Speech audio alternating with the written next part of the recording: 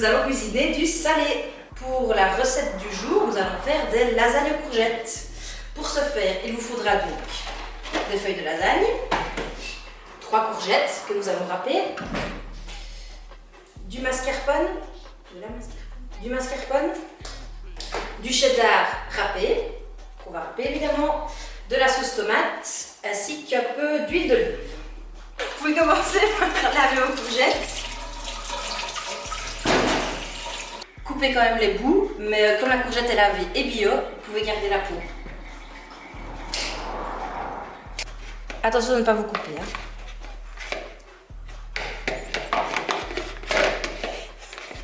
Il va y avoir plein de sang dans le plat. Vous pouvez faire ça pour vos 3 courgettes. Mettez de l'huile d'olive. Attendez qu'elle frémisse. Une fois que votre huile est chaude, vous pouvez mettre vos courgettes. N'hésitez pas à prévoir une poêle rien plus grande. Vous pouvez normalement laisser ça 5 minutes. Si vous n'avez pas trouvé du cheddar râpé, vous pouvez le râper vous-même. Qu'est-ce que tu râpes bien? Merci dit. Après avoir chauffé vos courgettes pendant 5 minutes, vous pouvez poivrer et saler.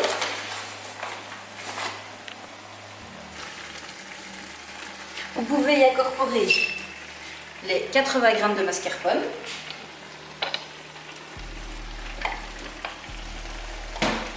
ainsi que les 40 g de cheddar que vous avez râpé préalablement.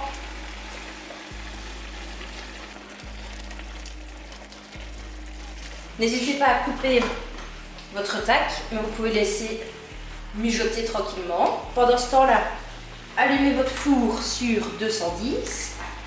À l'aide d'un essuie-tout, huilez le fond de votre plat. Ensuite,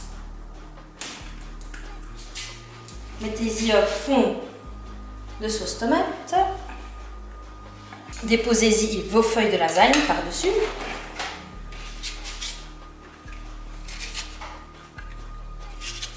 Vous pouvez en mettre 3, ça dépend de votre plat évidemment. Ajoutez la moitié de votre préparation. Étalez bien qu'il y en ait partout. Remettez 3 feuilles de lasagne. 3 petites feuilles de lasagne. Le reste de votre préparation.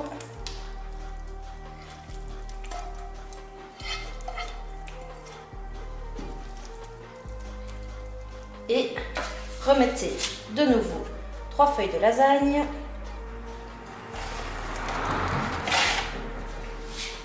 Mettez le reste de votre mascarpone. Tentez de l'étaler, qu'il y en ait un peu partout. Ensuite, remettez un peu de cheddar par-dessus.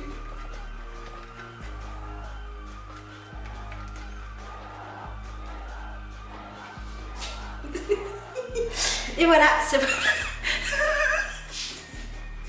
prêt à être enfourné durant 20 minutes. Ça va, ça ira, ne fais pas tout le plat.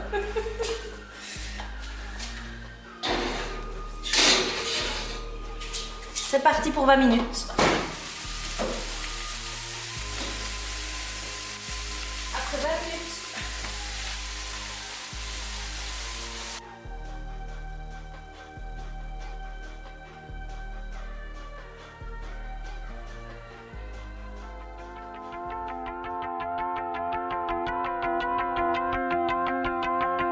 Bonjour à tous, aujourd'hui nous allons faire des petits gâteaux à tout. C'est le principe de cette recette, une recette de base, vous l'agrémentez comme vous voulez.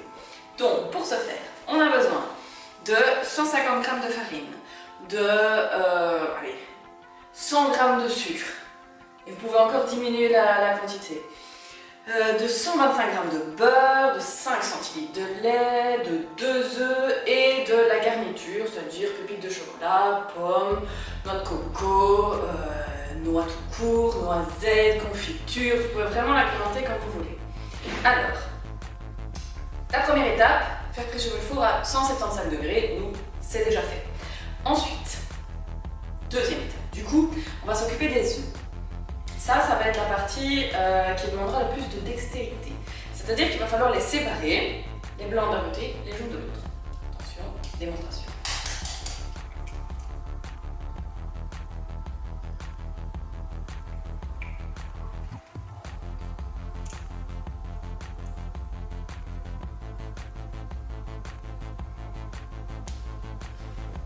Et de 1.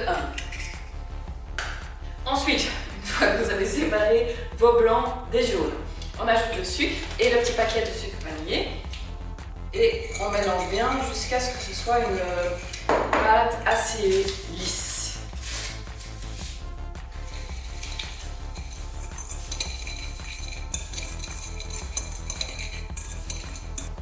Alors, une fois que vous avez obtenu une pâte comme ceci, on ajoute le lait, voilà, et le beurre. Alors le beurre, le plus simple c'est de le faire un tout petit peu fondre, soit au four soit au micro-ondes, pour qu'il soit un peu pâteux et que ce soit beaucoup plus facile à mélanger. Et on mélange. Alors, une fois que vous avez obtenu ceci, on va s'occuper des blancs. Les blancs, il faut les monter en neige. Donc pour ceci, nous avons sorti l'antiquité de service qui va nous permettre de monter ce petit truc là en neige. On va tester tout ça.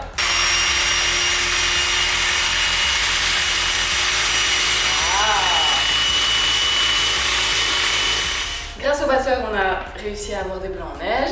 Alors, le test suprême, c'est de pouvoir retourner votre plat. S'il n'y a rien qui tombe, c'est que les blancs sont en neige. Ne retournez pas quand vous n'êtes pas sûr, sinon vous allez avoir tout votre truc à par terre. Donc maintenant, on va incorporer les blancs en neige et la farine.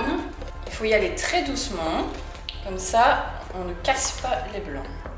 J'ai jamais su ce que ça voulait dire, mais on m'a toujours dit de faire comme ça. Donc nous, on a décidé de les garnir avec 3 choses différentes. Des granulés de chocolat, des pommes et de la coco. Donc ça veut dire qu'on va devoir séparer notre pâte en 3 pour pouvoir les garnir correctement.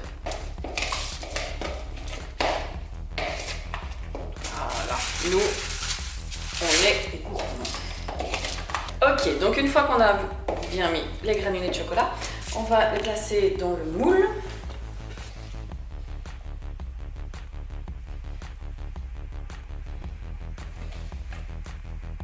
Et pour encore plus de gourmandise, n'hésitez pas à rajouter quelques pépites par-dessus. Et puis après, on enfourne pendant un quart d'heure à 175 degrés. Deuxième étape, notre deuxième saveur. Pendant que la première fournée est en train de cuire, là, on va mettre de la coco.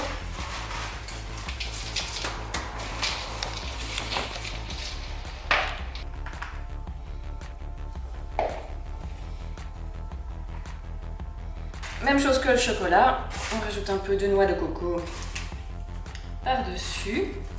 Alors pourquoi par-dessus? En fait c'est parce que pendant la cuisson, tout ce que vous avez mis à l'intérieur par un phénomène physique qui m'échappe encore, redescend dans le fond de votre gâteau.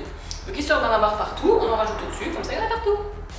Alors notre troisième saveur, ce sera la pomme. Donc pour cela, nous allons la couper, la peler.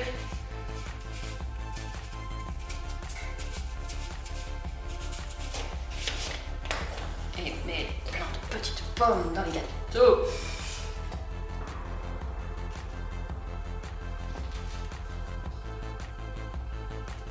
Donc voilà, au bout d'un quart d'heure, voilà ce que ça donne. Donc vous avez les petits cœurs, c'est les chocolats, les petits ronds, c'est les pommes, et les petits granulés comme ça, c'est la coco. Donc on a utilisé 3 moules pour 3 saveurs différentes, comme ça on les reconnaît les premiers coups d'œil. Vous voyez qu'avec la recette qu'on vous a donnée, nous on en a fait 14. Donc si vous voulez en faire 50, 100, 250 petits gâteaux, il ne vous reste plus qu'à faire des maths. Bonne cuisine!